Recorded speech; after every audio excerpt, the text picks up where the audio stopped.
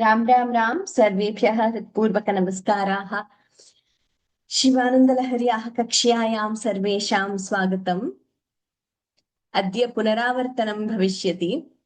So today we are going to revise the last set of 10 verses, that is 91 to 100, that we learnt in the previous class, followed by certain important announcements, and then we will have a revision session, individual chanting. You all can raise your hand depending on the time and also the order in which you raise your hand. I will call out your names like we do in every revision session. So let us begin with Guru Vandanam.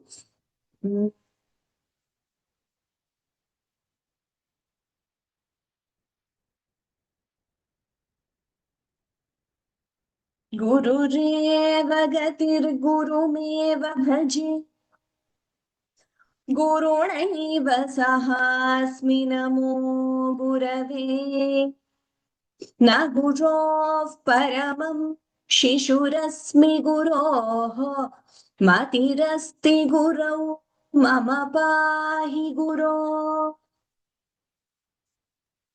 श्रुतिस्मृतिपुराणानामालयं करुणालयं Namami भगवत्पादशङ्करं लोकशङ्करम् Saundaryalahari कर्त्रे सर्वमङ्गलदायिने शङ्कराचार्यवर्याय यतिराजायते नमः। शङ्कारूपेण मच्चित्तं पङ्कीकृतमभूद्यया किङ्करीयस्य सा माया शङ्कराचार्यमाश्रये। प्रह्लादवरदो देवो यो नृसिंहः परो हरिः नृसिंहोपासकन्नित्यं तन्नृसिंहगुरुं भजे। श्रीसच्चिदानन्द शिवाभिनव्य नृसिंह भारत्यभिधान्यतीन्द्रान् विद्यानिधीन् मन्त्रनिधीन् सदात्मनिष्ठान् भजे मानवशम्भुरूपान् सदात्मध्याननिरतम् विषयेभ्यः पराङ्मुखम् नौमि शास्त्रेषु निष्णातम् चन्द्रशेखर भारती विवेकिनं महाप्रज्ञं धैर्यौदार्यक्षमानिधिं सदाभिनवपूर्वन्तौ विद्यातीर्थगुरुं भजे। भारती करुणापात्रं भारती पदभूषणं भारती पदमारूढं भारती तीर्थमाश्रये।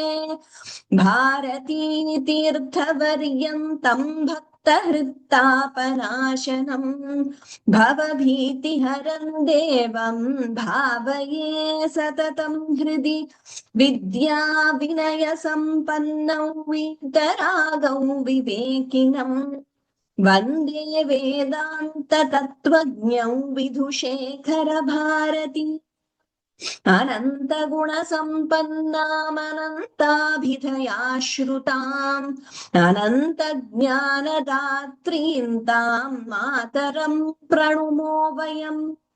गैर्वाण्या संविबोधेन जीवनं मौल्यसंयुतं या करोत्तान्नमाम्यम्बां शारदामूर्तरूपिणी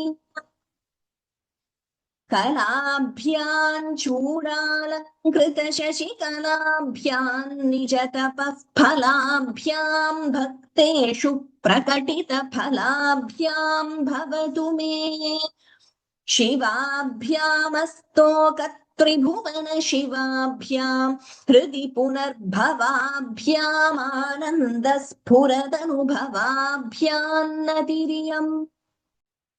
Okay, so with this we have completed learning the meaning and chanting of all the 100 verses. Meaning, I mean, it's just an entry to understand the meaning. Each verse has so much of depth in meaning. So I will just make a few quick announcements. We will repeat this again at the end of the class. So next Saturday, we have Sampurna Parayanam of Shivananda Lahari. That is on 14th February at the class time itself, 7 a.m. And it should conclude, I think, within 1 hour or maximum, say, within 90 minutes. So we will be chanting as an offering Sampurna Shivananda Lahari Parayanam, 1 to 100 verses. We did not really plan in this way that we will have this final, 91 to 100 chanting and the final class before Mahashivaratri this year. But it was really Bhagavan's planning and Bhagavat Pada Shankara's planning. We did not really, plan our classes in this way. So we just continued. But it so happens that we are completing just before Mahashivaratri. So 15th is Mahashivaratri. On 14th, in our class time itself, as an offering, we will be chanting all the 100 verses. We will send you the flyer. Anybody can join, not only participants of this class, but anyone, your friends, relatives from anywhere. 7 a.m. IST it will begin. And chant along with us. It will also be live on YouTube. That is the first announcement of next Saturday, 1 to 100 Parayanam, just before Mahashivaratri as an offering to Parameshwara and our gurus. Then, for our valedictory session, for our online class, our a very great Samskrita Vidwan, Vedanta IKS scholar, Dr. Karanam Arvindrao Garu, a retired DGP, IPS officer. He has, many of you might have listened to his lectures. He has lectured on many topics pertaining to Sanatana Dharma, Samskritam.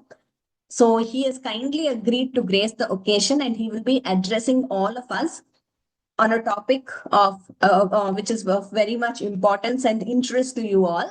We will announce that in the flyer. This will be on 21st February, next to Saturday, in the class timing itself. Again, so all these are a part of our class itself.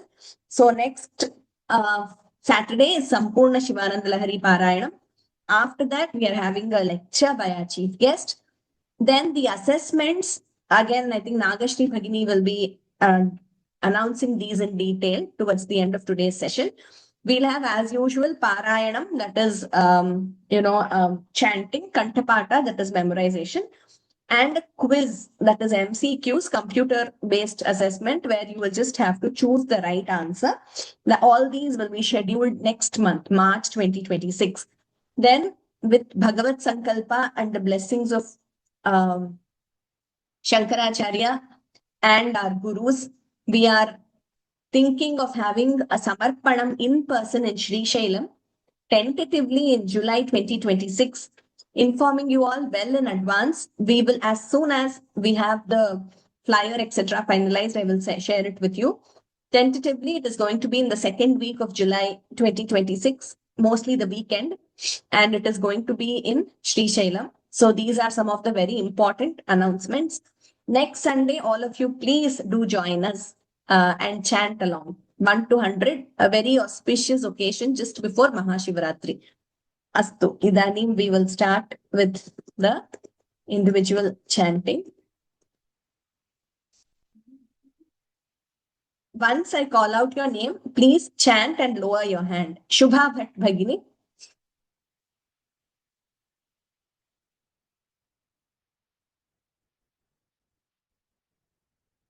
Bhagini. Bhagini. Vadatu, please start chanting. Adya vidya hridgata nirgatasit vidya hridya hridgata tvat prasadat seve nityam shrikaran tvat padabjam bhave mukter bhajanam rajamoule. Uttamam Bhagini. Well chanted. Could you just repeat the first line, Adya Vidya? Adya vidya hridya hridgata nirgata seet. Hridgata, that ha and r both should be heard clearly. That ha is not heard very clearly. So please pronounce that slightly clearer. Dhanyavadaha Bhagini. Umadevi Bhagini. Umadevi Bhagini, 92.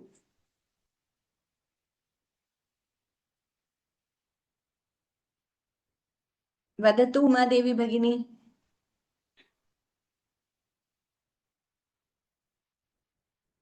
Umadevi Bhagini.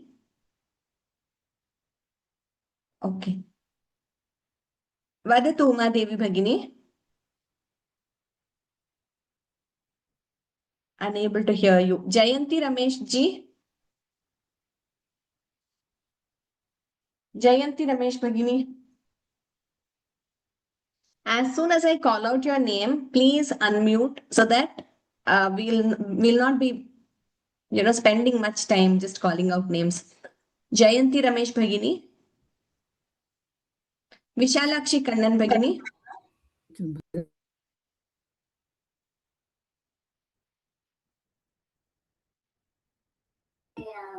This is Uma Devi. Can I? Sorry, I had a problem. Yes, please chant. Yes, Duri Kritani. Next Jayanti Ramesh ji, next Vishalakshi Kannan Bhagini. Yes, Uma Devi Bhagini now.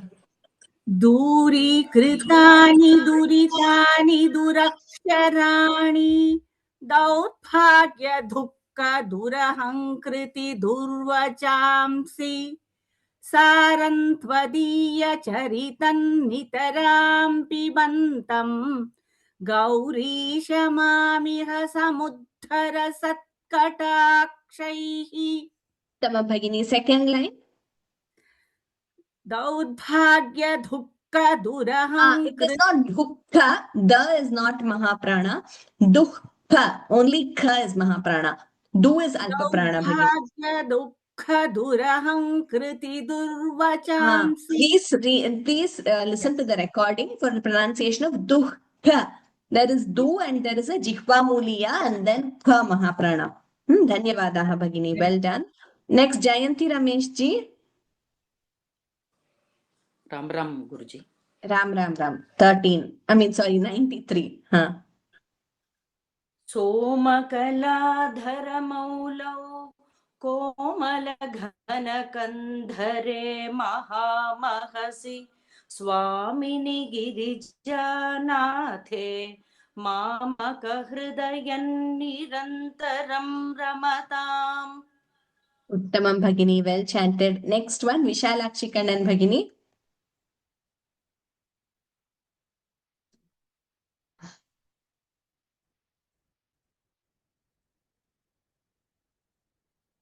Vishalakshi Kannan Bhagini, you are unmuted. Kindly chant Sarasana Tenayane.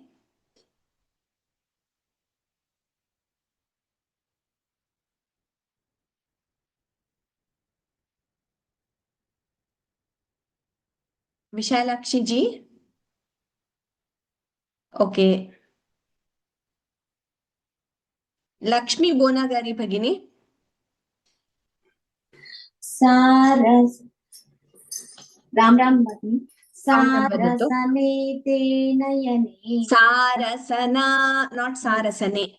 Sarasana tenayane. Saveva karau sa eva kruta krutyaha. Yaye yo bhartam. Vadati kshete sadatya smarati. Raga, it should be a bit more, careful. And Krita Krutyaha, not Kruta Krutyaha. Krita Krutyaha. Yeah. Not Krita Krutyaha. Both are same. Kri only. No Kru. Ukara is not there. R only. Dhanyavadaha Bhagini. Next. Kamala Shankar Bhagini. Ram. Vadatu Bhagini. Ati mrudulau mama charanau Ati kathinante mano bhavanisha इति विचिकित्सां सन्त्यज शिव कथमासीद् गिरौ तथा वेषः। Tamam Bhagini, well chanted. Next, Mangalam Ramachandranji.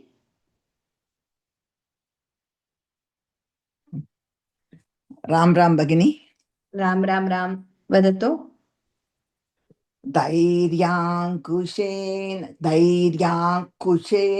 निपृतं रसबादाकृष्य Rabhasa, not Rasabha. Rabhasada Krishya. धैर्याङ्कुशेन निपृतं रभसाकृष्य भक्तिशृङ्खलया Rabhasada Krishya, not Rabhasa Krishya. Rabhasada Krishya. Bha, Rabhasa, and the 4 letters, all 4 should be heard. Rabhasada Krishya. Okay, sorry. धैर्याङ्कुशेन निपृतं रभसादाकृष्य भक्तिशृङ्खलया पुरहरचरणालेन हृदय चरणालाने हृदय No, we don't stop there. Hridaya Madebham. हृदयमदेपं बधाना चिन्त्य Badhana, not Badhana. बधान Chidyantraihi. सिद्ध्यन्त्रैः The is not Mahaprana there. Dha, Dhairyankushena. Dha should be clearer. Nibhritam. Bha again. Rabhasada Krishya. Please note that word, Bhagini. Then Charanalane. Hridaya Madebham is one word. Badhana Chidyantraihi. Please listen to the recordings, then you will be more familiar with the words. Dhanyavadaha, Bhagini. Lakshmi Ramasubramanian, Bhagini. Next one.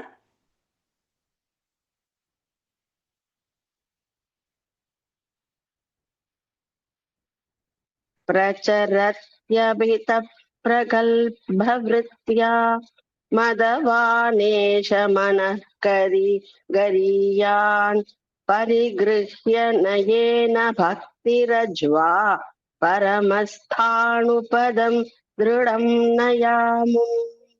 Uttamam Bhagini, well chanted. Next, Muktikanta Bhagini.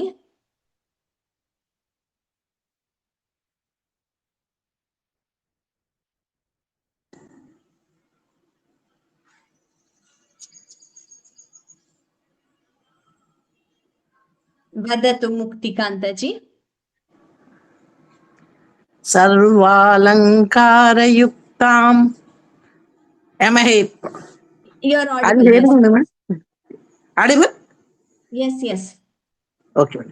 सर्वालङ्कारयुक्तां सरलपदयुतां साधुवृत्तां सुवर्णां सद्भिः संस्तूयमानां सरसगुणयुतां लक्षितां लक्षणाढ्याम् उज्जद्भूषा विशेषाम् उपगतविनयां ज्योतमानार्थरेखाम् कल्याणीं देवगौरी प्रिय मम कविता कन्यकां त्वं गृहाण.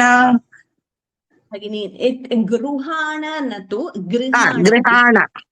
कल्याणीं देवगौरी प्रिय मम कविता कन्यकां त्वं गृहाण. Yes, well chanted, Bhagini. Dhanyavadaha. Next,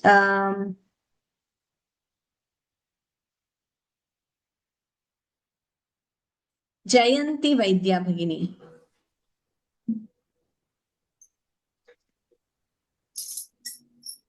Ram भगिनी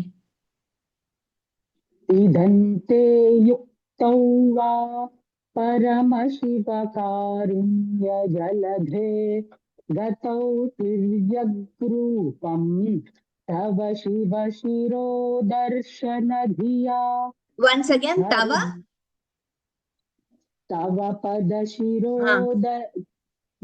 दर्शनधिया तव पदशिरोदर्शनधिया हरिब्रह्माणौ तौ दिवि भुवि चरन्तौ श्रमयुतौ कथं शम्भो स्वामिन् कथय मम वेद्योऽसि कथय मम वेद्योऽसि पुरतः.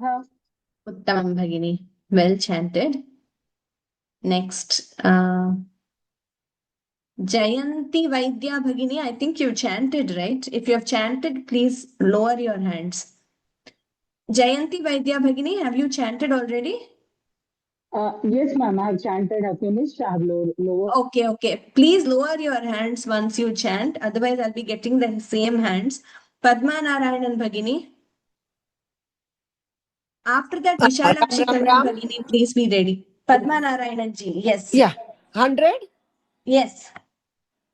स्तोत्रेणालमहं प्रवच्मि नमृषा देवा विरिञ्चादयः स्तुत्यानाङ्गणना प्रसङ्गसमये त्वामग्रगण्यं विदुः माहात्म्याग्रविचारणप्रकरणे धानातुषस्तोमवद्यूतास्त्वां विदुरुत्तमोत्तमफलं शम्भो भवत्सेवकाः. Very well chanted. Next, Vishalakshi Kannan Bhagini.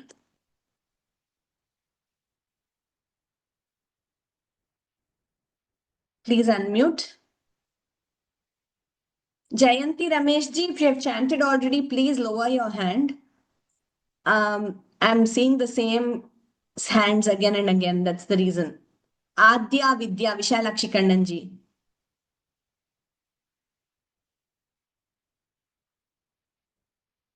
I see that you're unmuted, but I'm unable to hear you, Bhagini. Deepa Mahadevan Bhagini. Ram Ram Ram Bhagini. Ram Ram Vadatu. Adya Vidya Hridgata Nirgata Sit Vidya Hridya Hridgata Tvat Prasadat Seve Nityam Shrikaran Tvat Padabjam Bhave Muktair Rajamaule. Muktair Bhajanam. Slightly, I heard a different matra there. Muktair Bhajanam Rajamaule. Dhanyavadaha Bhagini. Thank you. Thank you. Saumini Ramakrishnan ji.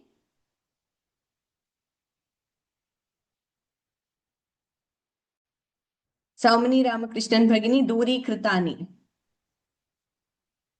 Next, Sai Sulochana Bhagini, be ready. Saumini Ramakrishnan Bhagini. Duri Kritani.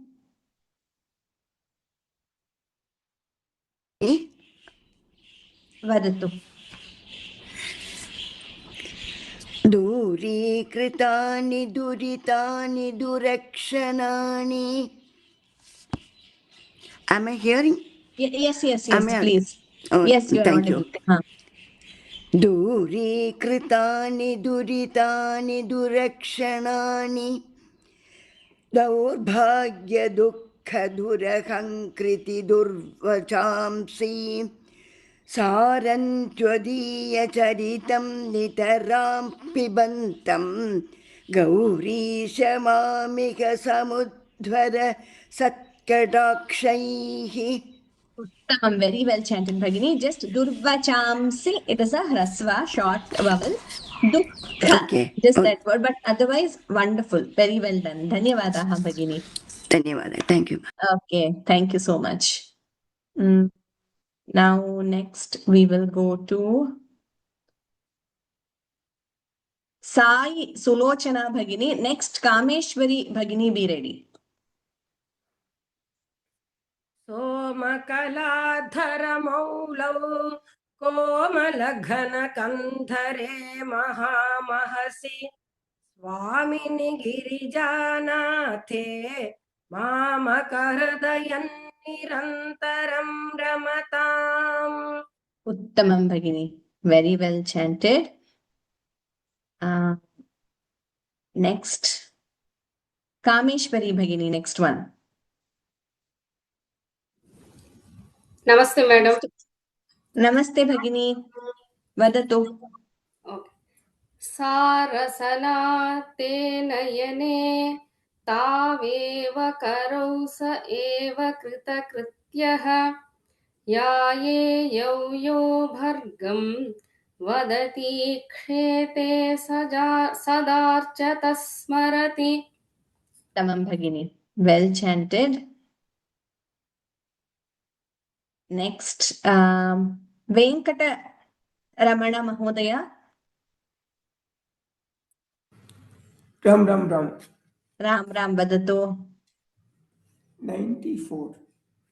Atimridulau. अतिमृदुलौ मम चरणौ अति कठिनं ते मनो भवानीशा इति विचिकित्सां सञ्त्यज शिव कथमासीत् गिरौ तथा प्रवेशः. Tamam Mahodaya. Some of you have asked if it is Praveshaha or Veshaha. The text which I have, in our text it is Veshaha. Maybe there is a Pathantara as Praveshaha. I will check. Both mean the same though. Veshaha or Praveshaha entry. Both mean the same. But let me just check and I will see if there is any other. They call it Pathantara sometimes. Okay, there might be one or more versions. I will just check and let you know. Dhanyavadaha Mahodaya. Next, Lata Mahadevan Bhagini.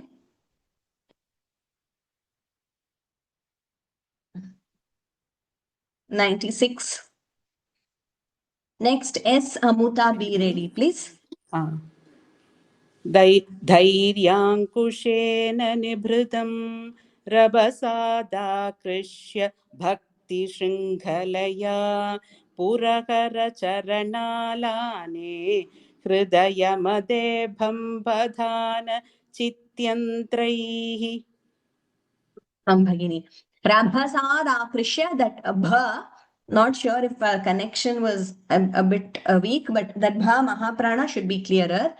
This was Lata Mahadevan Bhagini, right? Okay, next S. Amuta Bhagini. After that, Sujata Bhagini, please be ready.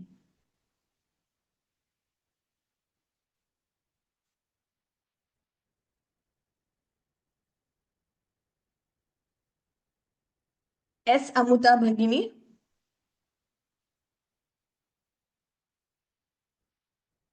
(97). Vadatu. Pracharatyabhitah.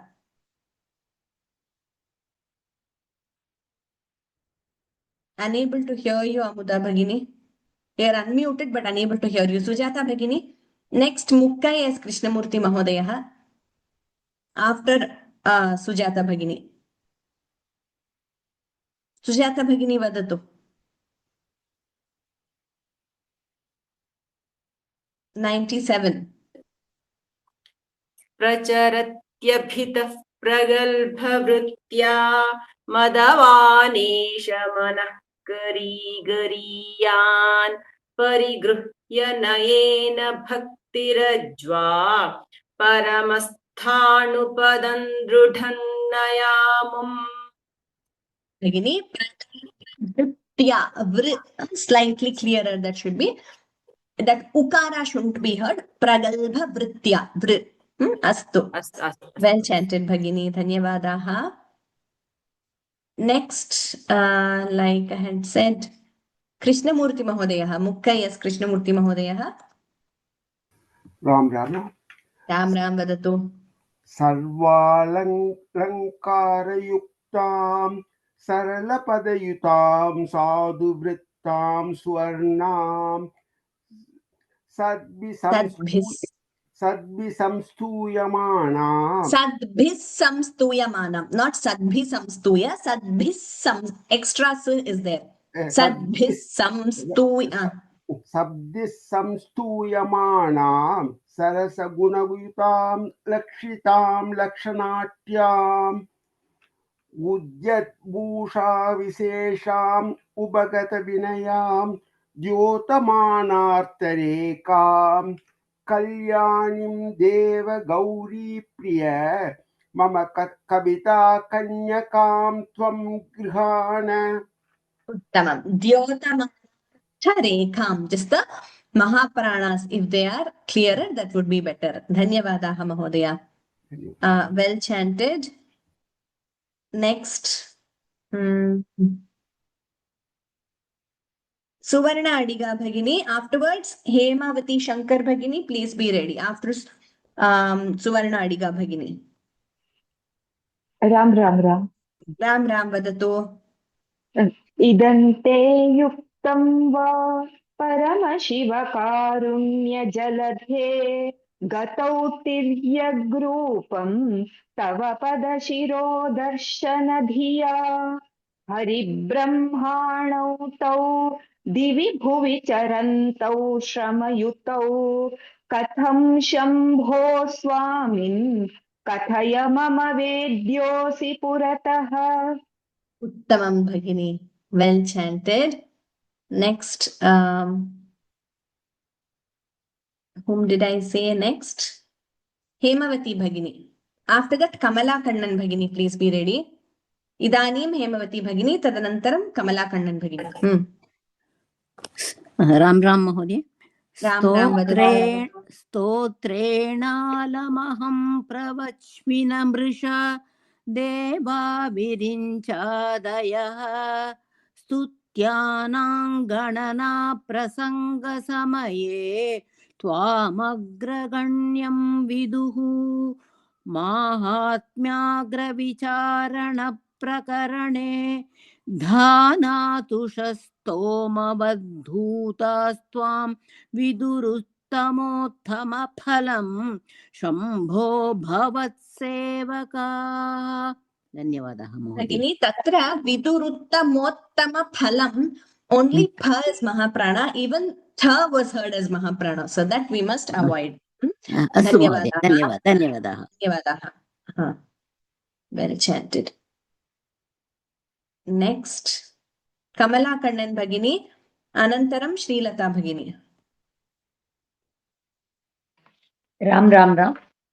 Ram Ram Ram. Vadato Adya Vidya. आद्या विद्या हृद्गता निर्गतासीत् विद्या हृद्या हृद्गता त्वत्प्रसादात् सेवे नित्यं श्रीकरं त्वत्पदाब्जं भावे मुक्तेर्भाजनं राजमौले. Tamam Bhagini. Well chanted. Idanim Srilata Bhagini, Tadanantaram Anagha Bhagini.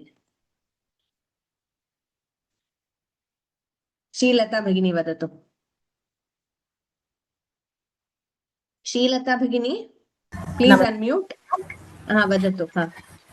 दूरीकृतानि दुरितानि दुरक्षराणि दौर्भाग्य दुःख दुरहङ्कृति दुर्वचांसि सारं त्वदीय चरितन्नितरां पिबन्तं गौरीश मामिह समुद्धर सत्कटाक्षैः. Duraksharani, the na should be clearer. I heard it as na. It is na. Daurbhagya dukkha. Dukkha. Note the pronunciation of that word, all of you. Please listen to the recording and learn. And durvachamsi, it should be hrasva bhagini. In the raga, we should not prolong it as si. Please note these corrections. Dhanyavadaha. Well done. Next, we have Anagha Bhagini, then Usha S. Iyer Bhagini. Ram Ram Ram. Vadatu Anagha. What are you studying, Anagha? Sixth. Sixth, okay. Which school? Bangalore, Sakar Nagar. Wonderful. Have you memorized all 100 or how many have you learnt? Ma'am, I have not learnt yet still. You have not yet learnt. How many verses you have learnt? 2. Okay. You can read? Yes, ma'am. Okay, read. Good. सोमकलाधरमौलौ कोमलघनकन्धरे महामहसि स्वामिनि गिरिजानाथे मामकहृदयं निरन्तरं रमताम्. Tatra Swamini Girijanathe. Okay, we don't say Swamini or we don't pause after Swamini, but because the Yati is after Girijanathe and Mahamahasi. Okay, keep it as a Hrasva, as a short letter. Dhanyavada, Anagha. Please practice well and try to memorize all 100. Okay, Anagha. Very good. Yes, ma'am. Well done. Astu. Next. Usha S. Iyer ji. Usha S. Iyer Bhagini. After that, Jayashri Venkat Bhagini, please be ready. Yeah. Ram. Yes. Vadatu Bhagini. Yeah. Sarasanati Nayane Nave Takrapyaha Aye Yo Bhargam Vadati Kshete Sadarchata Smarati. Tamam Bhagini. Well chanted. Okay. Next. Okay. Usha S. Iyer Bhagini just got done. Right. Okay.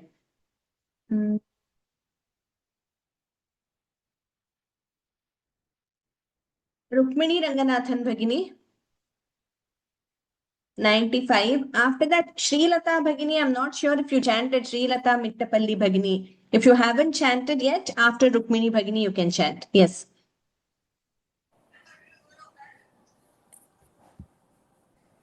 Rukmini Bhagini. Mamavasara. Namaste Bhagini. This is Rukmini. Namaste Bhagini. What is 95? Okay. Ati mridhulau mama charanau Ati kathinam te mano bhavanisha iti vichikitsam santyaja Shiva kathamasid girau tatha vesha. Bhagini, well chanted. Next,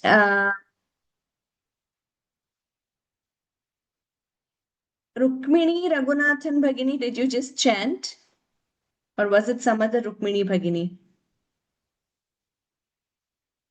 Kartik Mahodaya. Next, Netravati Bhagini, be ready. Okay. Dhairyankushena vadatu Mahodaya. Dhairyankushena. Dhairyankushena nirbhritam Rabhasada Krishya. Rabhasada Krishya Bhakti Sangalaya Prahara Charana Lane Hridaya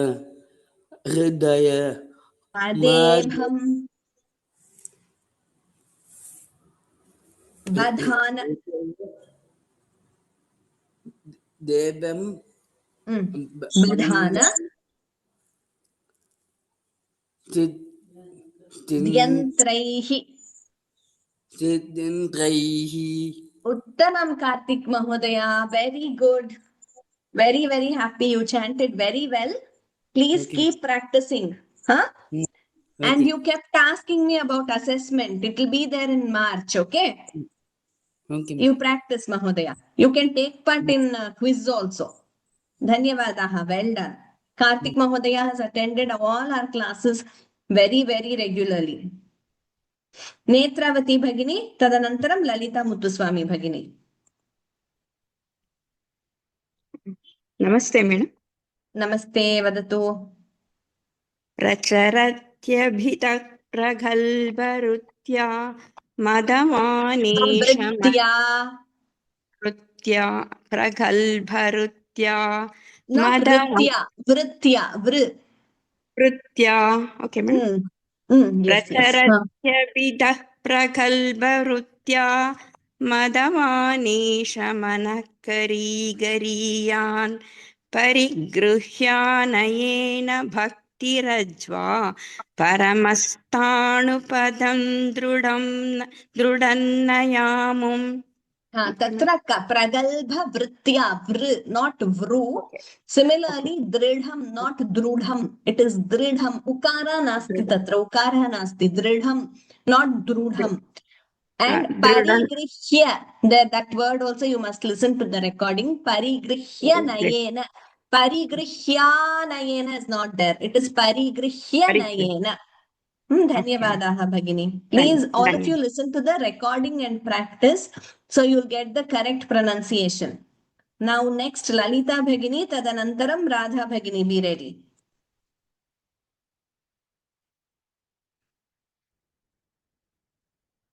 Vadatu Lalita Bhagini. Ram Bhagini. Ram Vadatu. सर्वालङ्कारयुक्तां सरलपदयुतां साधुवृद्धां सुवर्णां सद्भिः संस्तूयमानां सरसगुणयुतां लक्षिताल्लक्षणाट्याम् उद्यद्भूषा विशेषाम् उपगतविनयां द्योतमानार्थरेखां कल्याणीं देवगौरी प्रिय मम कविता कन्यकां त्वं गृहाण. Uttamam Bhagini. Sarvatra the Mahapranas should be clearer. Sadhu sadbhis samstuyamana lakshanadhyam udyadbhusha vishesham dyotamanartha rekham. So please practice your Mahapranas better. Dyotamanartha, that ta should be heard as ta only, not nearing da also. Dhanyavadaha Bhagini. Well done.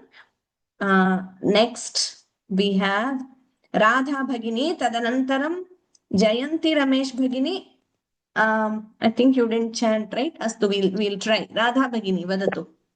Tadanantaram Jayanti Ramesh Bhagini. Ram. Idam te yuktam va Paramashivakarunnya jaladhe gato tiryagrupam tava padashiro darshanadhiya haribrahmanau tau divi bhuvi charantau shramayutau katham shambho swamin kathaya mama vedyosi purataha. Bhagini, very melodious voice also and very well chanted. Dhanyavadaha. Nice pitch, nice raga and nice voice. Dhanyavadaha Bhagini. Astu. Idanim. Jayanti Ramesh Bhagini, I called out your name, not sure if you could chant. Jayanti Ramesh ji. Ma'am, I've chanted. Oh, okay. Then please lower your hand. Shyamala Ramachandran Bhagini. Tadanantaram MV Nagashri Bhagini.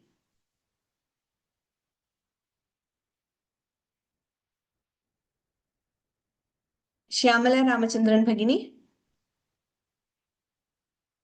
Please unmute.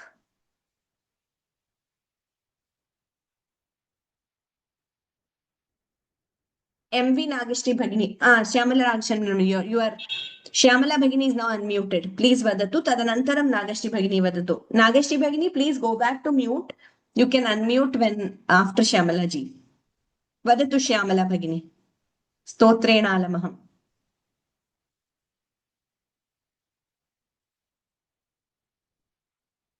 I'm unable to hear you, Shyamala Bhagini.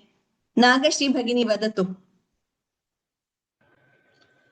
स्तोत्रेणालमहं प्रवच्मि नमृषा देवा विरिञ्चादयः स्तुत्यानां गणना प्रसङ्गसमये त्वामग्रगण्यं विदुः माहात्म्याग्रविचारणप्रकरणे धानातुषस्तोमवद्धूतास्त्वां विदुरुत्तमाः उत्तमोत्तमफलम् शम्भो भवत्सेवकाः Bhagini, well chanted.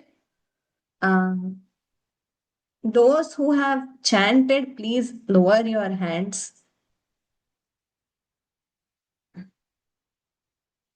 Yes, Padma Narayan Bhagini. After that, Sarita Bhagini, please be ready.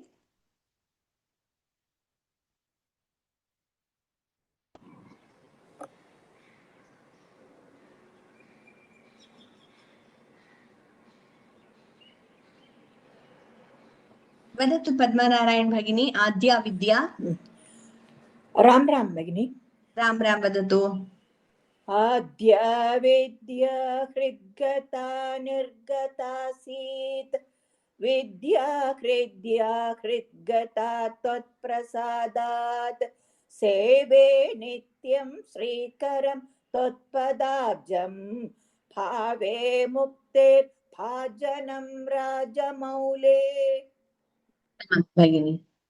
Well chanted. Next, we have Shyamala Ramachandran Bhagini. Have you chanted? Shyamala Ramachandran ji. Sarita Yalavarti Bhagini. Next, Vijay Lakshmi S. Bhagini, be ready, please. Sarita Bhagini, you are unmuted. Yeah. दुरक्षराणि दौर्भाग्य दुःख दुरहङ्कृतिर्दुर्वचांसि दुरहङ्कृतिर्न दुरहङ्कृति दुर्वचांसि. Okay दौर्भाग्य दुःख दुरहङ्कृति दुर्वचांसि सारं त्वदीय चरितं नितरां पिबन्तम् गौरीश मामिह समुद्धर सत्कटाक्षैः. Here, Durahankriti, not Durahankruti. Kr. Huh? All of you, please note that. Dhanyavadaha Bhagini. Please note the pronunciation of that Rikara, that Swara it is. It's a Gunitaksharam. Next, Vijay Lakshmi Bhagini.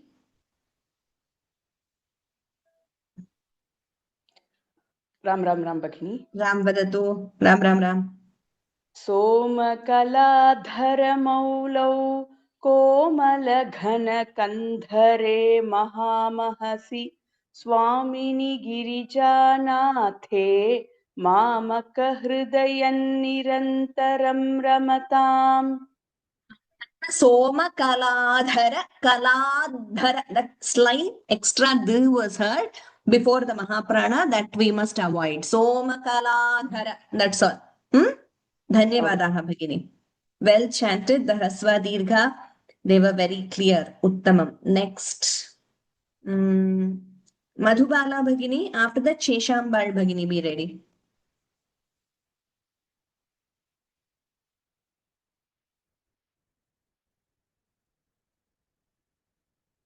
Madhubala Bhagini. Sarasanathena yane vadatu.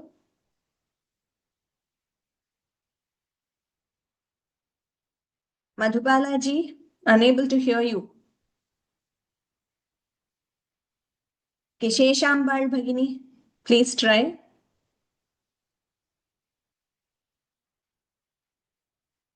Sheshambal Bhagini. Ram Bhagini, you are able to hear me? Yes, able to hear you. Yes. Sarasanate nayane तावेव करौ स एव कृतकृत्यः यायेयौ यो भर्गं वदति क्षेते सदा च तस्मरति. Tamam Bhagini. Dhanyavadaha. Well chanted. Next. Bhuvana Sridhar Bhagini vadatu.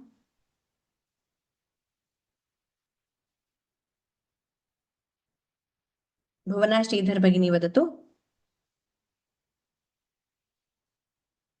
After that, Vijay Lakshmi Kirtivasan Bhagini, please be ready. Bhuvana Sridhar Bhagini vadatu. Vijayalakshmi कीर्तिवासन् भगिनी राम राम राम भगिनी राम भगिनी वदतु विजयलक्ष्मी भगिनी राम राम अति राम मृदुलौ मम चरणौ अति कठिनन्ते मनो भवानीश इति विचिकित्सां सन्त्यज शिव कथमासीद् गिरौ तथा वेशः there Bhavanisha. We should not prolong it as Ni Bhavanisha. Similarly, Santyaja, not Santyaja. And Tatha. Santyaja. Yes. Tatha, that word, we must be careful. We should not pronounce it in such a way that an extra T is heard. It is not Tatha. It is just Tatha. Tatha. Yes, while chanting the Tha Mahaprana, sometimes we tend to give an extra T there that we must avoid. While chanting, we must, we don't unconsciously do it, but while chanting, we must be, yes, observant and see that it is just Tatha. Astu Bhagini, well chanted. Dhanyavadaha. Then, Jayalakshmi ji, Tadanantaram T and Anuradha Bhagini, please be ready. धैर्याङ्कुशेन निवृतं रभसादाकृष्य भक्तिशृङ्खलया पुरः चरणालाने हृदयमदेभं बद्धानचिद्यन्त्रैः Mahapranas, second, Rabhasadakrishya, please note that word, and Bhakti Shrinkhalaya, Mahapranas again. It is not Purahar Charanalane, Purahara. It should be chanted completely. In Sanskritam, unless there is a halanta, we chant like here. For example, here you have Nibhritam, this halanta. So the ma is chanted half. Otherwise, we chant Purahara, not Purahar. Purahara Charanalane, Hridayamedebham Badhan Chidyantreihi. Dhanyavadaha Bhagini. Idanim T and Anuradha Bhagini vadatu. Ram Bhagini. Ram. Next one. Yes. प्रचरत्यभितः प्रगल्भवृत्त्या मदवानेश मनः करीगरीयान् परिगृह्य नयेन भक्तिरज्वा परमस्थानुपदं दृढन्नयामम्. Bhagini, well chanted. You could combine the sandhi and chant it as Paramasthanu Padan Dridhannayamu. Astu. Idanim, next. I had unmuted someone. This was Anuradha Bhagini, right? Yes, Ji. Astu Bhagini. Dhanyavadaha. I had unmuted someone after you, but I don't see the name anymore. Okay. Shyamala Ramachandran Bhagini. Madhubala Bhagini, I remember calling out all the names. Suguna Sharma Bhagini. Tadanantaram Madhumati KV Bhagini, please be ready. प्रचरत्य Ram भगिनी Ram Bhagini vadatu. Next, no, Sarvalankara Yuktam Saralapadaयुक्तं not Yuktam Sarvalankarayuktam Saralapadaयुक्तं Sadhuruttam Suvarnam Sadbhistam Suyamanam Sarasagunayutam Lakshanajam Udyadbhusha Vishesham Upagata Vinayam. All are dirgha. Vishesham Upagata Vinayam Jyotamanartharekham Kalyanim Deva Gauri Priya Mama Kavita Kanyakam Tvam Grihana Uttamam Bhagini. Kavita Kanyakam Tvam Gruhana. Yeah, please practice Kavita Kanyakan Tvangrihana. Rita Uday Kumar Bhagini. Please unmute. Rita Uday Kumar Bhagini, 99.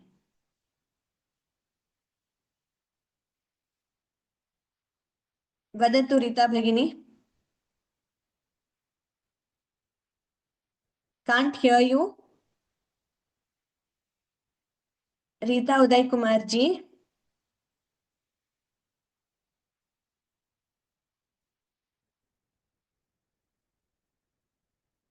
Vadatu. Okay, I think everybody who has raised their hands who could unmute has chanted today. Idanim, I think I will hand it over to Nagashri Bhagini if she is here. इदन्ते युक्तं वा परमशिवकारुण्यजलधे गतौ तिर्यग्रूपं तव पदशिरोदर्शनधिया हरिब्रह्माणौ तौ दिवि भुवि चरन्तौ श्रमयुतौ कथं शम्भो स्वामिन् कथय मम वेद्योऽसि पुरतः. Dhanyavadaha Bhagini. Astu, I was referring to very well chanted.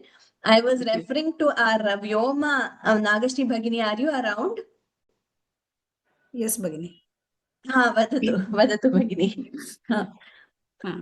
Just I can stop sharing if you want me to shop. Yes. All of you, please stay for the announcements.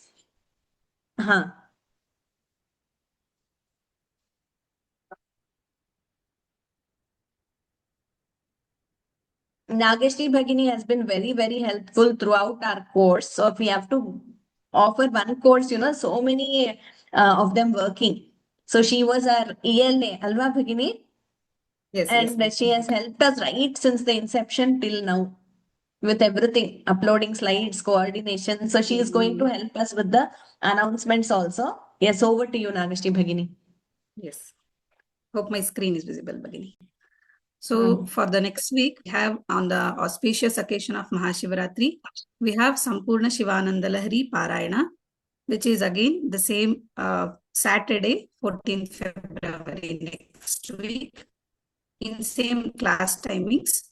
I request everyone to participate in this Parayana and also spread word along with your seekers, same seekers. And we will share the announcement, WhatsApp message also. Even we will share the mail.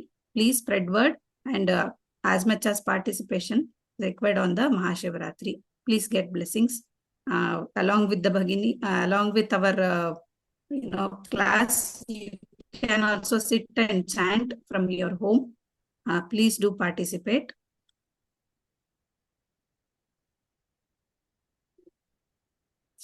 Next announcement is our assessment thing. Assessment, we have two types of assessment.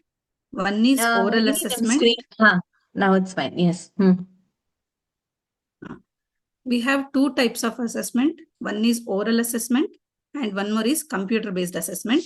One for oral assessment, we have Parayana and also Kantapata. And computer-based assessment, it is completely MCQ assessment. It will be in our website. From your dashboard, you can take your assessment.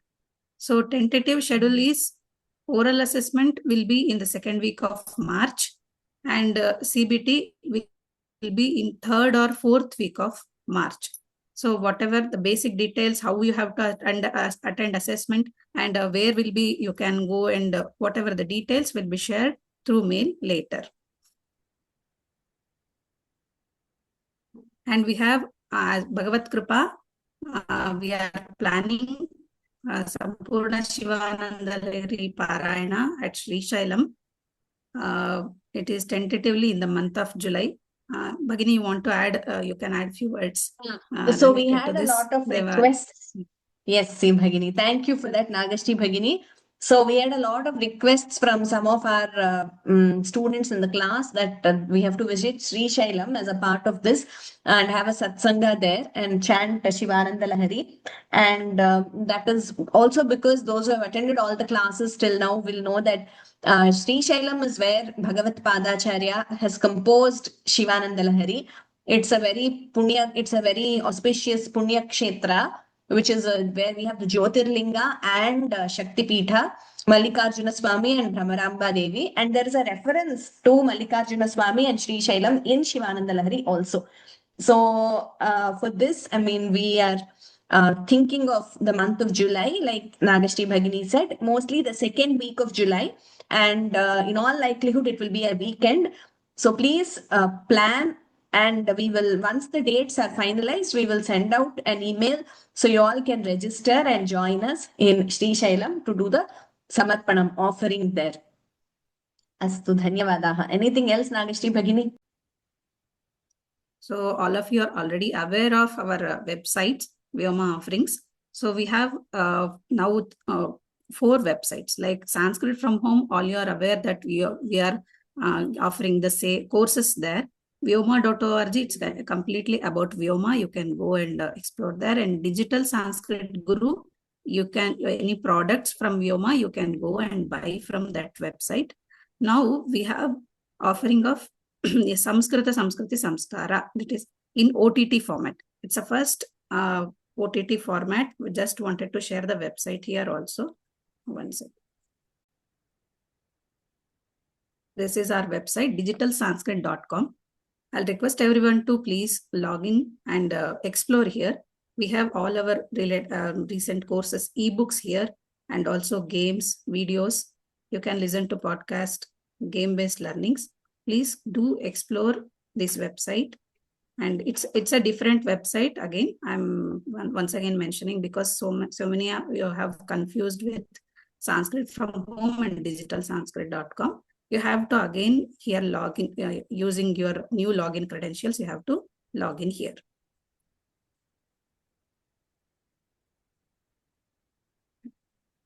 So this is our first Sanskrit e-learning platform in OTT platform. So if we have, if you want to register now, you can use this scan code font to register now. You can scan this QR code and directly you can go and explore the website. Yeah, so the OTT format, basically it's convenient to use because you get many offerings in one place. And for the convenience factor, it is different because it's different from SFH, Sanskrit from Home. So once you all explore, you can see there are various plans, various ebooks, and for different ages, for children, for adults, stotram, meanings, etc. And you also have certain lectures also, which are exclusively available in the OTT format, not on YouTube. So you can go and explore the website and see. And it is, like I said, for various age groups. So in one place, you have a lot of, it's like a repository of learning.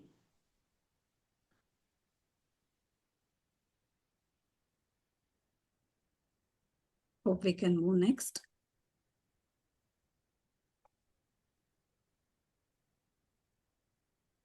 So all because of Seva metrics from our Vyoma, it's all because of your support. We have 49 self-learning multimedia products and 460 plus free courses in our website available now, and 17,700 plus video and audio content available in our Sanskrit from Home website, and also 108,600 plus committed learners till date from Vyoma. From the Vyoma platform. It's because of all your generous support. Please do supporting like this. And how to, help us, or how to do the SSS Seva, Samskriti Samskara Seva. You have already joined your hands, but request all of you to help us do prayers and learn in the same platform. Like already you are in Shivananda Lahari course. You want to explore more. You want to learn stotras. You want to learn Sanskrit, basic Sanskrit. Everything you have in our platform. Please keep learning, and what you have learned, keep practicing it, and also spread the word. And you can also volunteer in our Seva. We have in Sanskrit from Home website. We have this. You can see here, it's a volunteer. If you click on this, you will get the you have to fill your details to volunteer in Vyoma. Also by donating, if you click on this, it will take you to the donate page. Also by donating for other purposes, we have Vidya Danam, Guru Dakshina, Grantha Danam. Like this, we have so many offerings here. You can donate here also. By donating, by teaching, also you can do the seva. We request everyone to spread word and spread Samskrita, Samskriti, Samskara. And also by rating the course, in your student dashboard, if you go, you will have this sheet in your left hand side. Before the course content, above the course content, please leave a rating for the course here. So keep learning and do the Samskrita Pracharam also, and do the be a part of in our Samskrita journey. Dhanyavadaha. Thank you. Thank you. Ram Ram. Dhanyavadaha, Nagashri Bhagini. Thank you very much. We've had many wonderful volunteers even for this course. We have Lata Bhagini from US, I think, right? She's helping us edit the videos of every class and upload on YouTube. So many such volunteers are the pillars of Vyoma. So there are multiple ways you can do, seva and contribute to this cause. And from wherever you are, whichever part of the world. So that's the beauty of this. Idanim astu. Bhagini, I also mentioned about 21st. If you want to mention once again, we are having valedictory on 21st. We have our chief guest, Dr. Karanam Arvindrao Garu, who is a very renowned IKS and Vedanta scholar, who is going to be addressing us on a very relevant, very important topic for all of us. So that is also open to everyone, not just to our Shivananda Lahiri course students. All of you must attend, but anyone else who wants to listen to his lecture also is open to join. We will be sharing the credentials and YouTube live and the flyer. Yes, Bhagini, sorry. Astu. No problem. Anything else, Bhagini?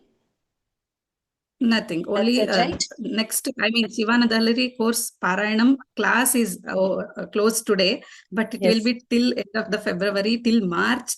Yes, so and please, Sri Shailam everybody also. keep So, on. Yes, till July. They should keep track on this, and they have to participate on Shiva Sri Shailam also. We request everyone to. Yes, but correct. Yes, Bhagini. Also, all of you, please take part in the assessments.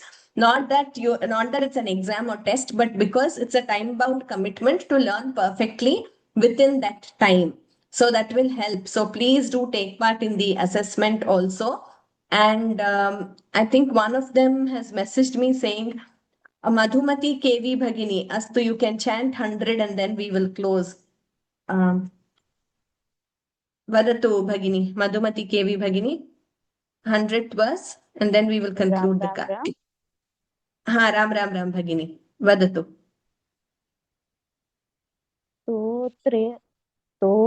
स्तोत्रेणालमः प्रवच्मिनमृषा देवा विरिञ्चादयः स्तुत्यानां गणना प्रसङ्गसमये त्वामग्रगण्यं विदुः माहात्म्याग्रविचारणप्रकरणे स्थानातुषस्तोमवत् धूतास्त्वां विदुरुत्तमोत्तमफलं शम्भो भवत्सेवकाः.